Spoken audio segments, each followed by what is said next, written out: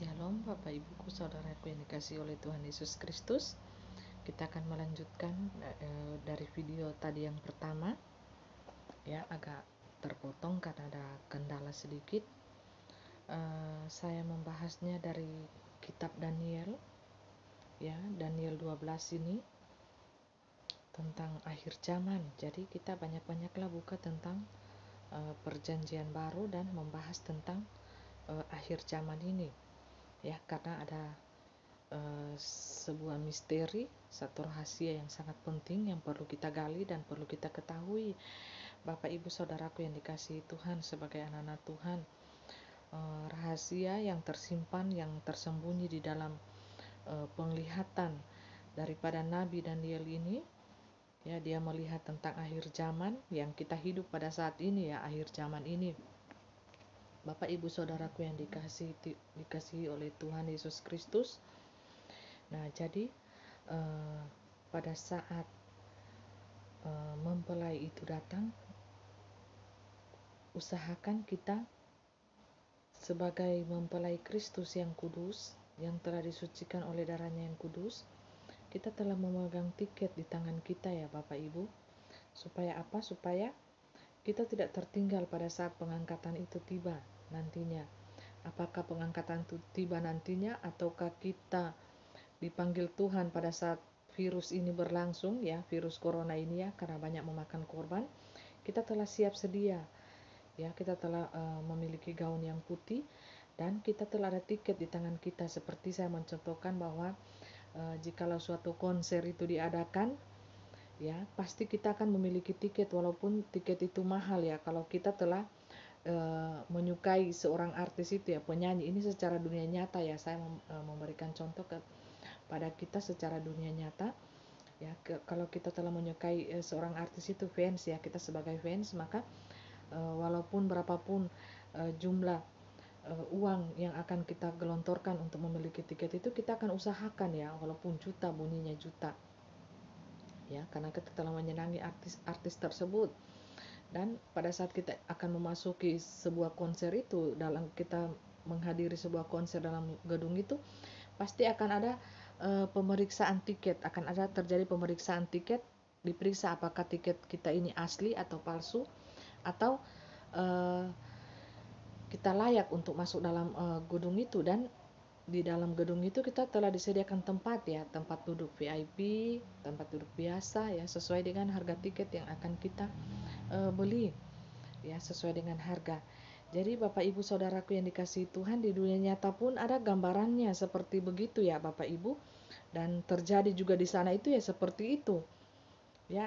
Ada tingkatan-tingkatan, tetapi yang saya mau jelaskan kepada kita, yaitu perbuatan, hasil daripada perbuatan kita di dunia ini, ya, mencerminkan posisi apa yang akan kita duduki nantinya, ya, tingkatan apa yang akan kita dapati di sana, ya, di kekekalan itu. Jadi ada tingkatan di sana, ya Bapak Ibu Saudaraku yang dikasihi Tuhan. Jangan kita melihat semuanya biasa-biasa saja, tetapi kita harus merenungkan sampai di level ini, bahwa kita harus menyadari bahwa setiap perbuatan kita yang di muka bumi ini, yang kita lakukan, yang kita jalankan, ya, di sisa-sisa waktu yang detik-detik ini, ya, itu akan memberikan hasil, memberikan efek di kehidupan kekekalan nanti. Kita mempergunakan waktu ini untuk apa? Kita gunakan waktu ini untuk sia-sia, hanya mengejar yang fana, atau kita mempergunakan waktu ini untuk memikirkan perkara-perkara yang di atas, ya, kekekalan itu, kekekalan nanti, kehidupan kita nanti, ya, itu akan berdampak, ya Bapak Ibu. Dan kita akan memiliki tingkatan-tingkatan, ya, atau posisi-posisi tertentu sesuai dengan apa yang kita korbankan di dalam dunia ini, apa yang kita lakukan, apa yang kita tabur, apa yang kita perbuat, apa yang kita senantiasa kita itu mempermuliakan nama Tuhan, atau kita hanya memenuhi keinginan daging kita ini. Jadi Bapak Ibu Saudaraku yang dikasihi Tuhan, berbahagialah kita, bersukacitalah kita sebagai anak-anak Tuhan, ya. Jikalau kita selalu menjaga hati kita, selalu menjaga tubuh kita ini, ya, dengan firman Tuhan, kita menyenangkan hati Tuhan, ya, kita menyukakan hati kita sendiri ini dengan firman Tuhan, itu sangat disenangi oleh Tuhan Allah Bapa Surgawi. Jadi di sini firman-Nya berkata bahwa bukan saya yang berkata, tetapi firman-Nya berkata bahwa tetapi pada waktu itu bangsamu akan terluput, yakni barang siapa yang didapati namanya tertulis dalam kitab itu. Jadi Bapak Ibu Saudaraku yang dikasihi Tuhan, jikalau nama kita tertulis di dalam kitab kehidupan itu, kita akan terluput dari malapetaka, mara bahaya, ya, bencana apapun juga itu, virus ataupun apapun juga, kita akan terluput Bapak Ibu Saudaraku yang dikasihi Tuhan. Dan kitab Wahyu ini ya, khususnya penglihatan Daniel ini ya, ada juga di dalam kitab Wahyu itu rahasia. Banyak memakai simbolis di alam roh, ya, simbolis di alam roh dengan memakai binatang, dengan memakai malaikat mempelai, yaitu simbolis Bapak Ibu Saudaraku yang dikasihi Tuhan, dan itu merupakan suatu rahasia besar yang akan banyak dipelajari, yang akan banyak dicari tahu oleh para pemuka-pemuka agama ya. Itu orang akan menyelidiki, termasuk saya ya, akan menyelidiki hal-hal ajaib apa yang ada terkandung di dalam penglihatan Daniel ini. Dan kita wajib, orang manusia yang hidup pada zaman ini, akhir zaman ini, wajib mengetahui ini, dan kita memecahkan ini ya, setiap rahasia apa yang Nabi Daniel itu lihat di Pulau Patmos itu ya. Kita senantiasa dengan hikmat Tuhan kita mengejar itu ya, memecahkan setiap rahasia-rahasia apa yang terkandung di dalam kitab suci ini. Bapak Ibu Saudaraku yang dikasihi Tuhan, zaman-zaman akhir ini Tuhan berkata bahwa banyak anak-anak manusia, taruna, anak-anak kecil, dewasa, itu akan mendapatkan penglihatan. Mereka akan mendapatkan penglihatan dan mereka akan bernubuat ya, hal-hal yang masih tertutup di dunia ini ya, hal-hal yang masih rahasia ya, yang Daniel lihat pada saat itu di Pulau Patmos, itu akan diungkapkan melalui penglihatan dan nubuatan di akhir zaman ini. Siapa yang Tuhan pakai bernubuat? Ya, kita ini anak-anak Tuhan yang diberikan karunia khusus untuk bernubuat dan diberikan karunia khusus untuk mendapatkan penglihatan itu di masa yang akan datang ini, yang akan terjadi. Karena tidak semua Daniel membuka di sini ya rahasia itu, karena Tuhan Allah berkata bahwa materaikanlah itu ya, materaikanlah itu ya, dan sembunyikanlah itu ya. Nah, tetapi engkau Daniel, ayatnya keempat, sembunyikanlah segala firman itu dan materaikanlah kitab itu sampai pada akhir zaman. Banyak orang akan menyelidikinya dan pengetahuan akan bertambah. Kemudian aku Daniel melihat, maka tampaklah berdiri 2 orang malaikat di tepi sungai. Ya, ini Bapak Ibu Saudaraku yang dikasihi Tuhan, mengapa Tuhan katakan bahwa tetapi engkau Daniel sembunyikanlah segala firman itu.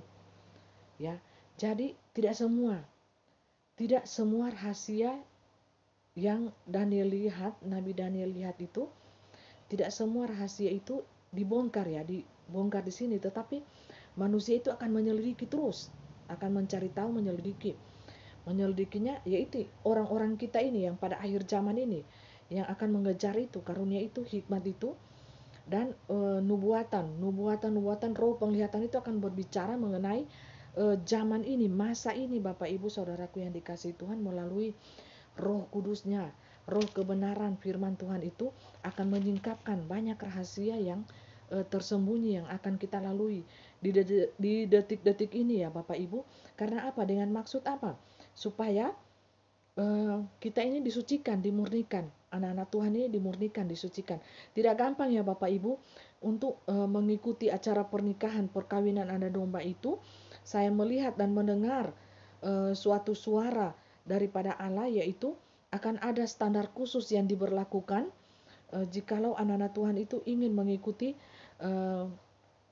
perkawinan anak domba itu, perjamuan suci anak domba itu, yaitu dengan mengganti gaunnya yang kotor ya, dengan mengganti, menyucikan gaunnya itu dengan gaun yang putih bersih. Mereka harus memiliki gaun pesta itu, gaun putih ya. Lenan putih itu yang halus, yang suci, yang telah disucikan, yang kudus, ya putih.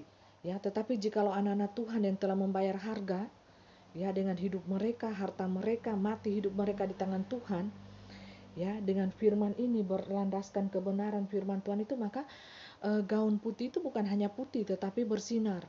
Ya, ada batu-batu yang menempel di gaun putih itu sehingga bersinar, dan mukanya itu akan berubah ya. Roh kita itu akan berubah menjadi indah, menjadi sangat cantik ya. Mungkin kala aplikasi-aplikasi face itu ya, aplikasi kecantikan itu ya.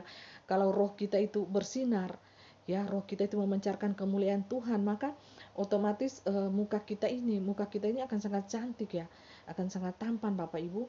Jikalau kita ketemu di alam roh itu pada saat pengangkatan Tuhan nanti, dan kita akan bertemu muka dengan muka di alam roh itu, kita akan melihat di situ akan terpampang nyata ya, terpampang nyata Bapak Ibu, siapa diri kita ini ya, siapa kita ini sebenarnya di hadapan Tuhan.